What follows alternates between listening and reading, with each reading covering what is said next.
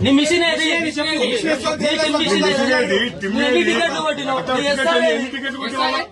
నువ్వు అమౌంట్ ఎంత జమ చేసినావు? ఇప్పుడు ఎన్ని పైసలు వచ్చినాయి నీకు? టిమ్ లో అమౌంట్ ఎంత ఉంది? వచ్చేది ఎంత? అంటే ఇంత మంది కడుపును కొడుతున్నాను. టిమ్ము లేకుండా ఏం నాశనం చేసుకుంటాం.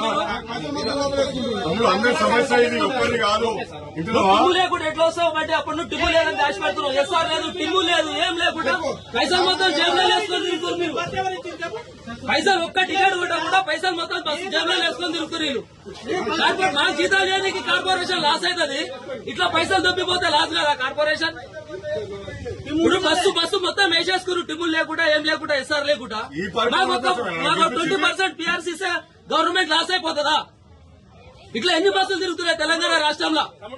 ఇట్లా ఎంతమంది ఎన్ని డబ్బులు వేసుకుంటున్నారు?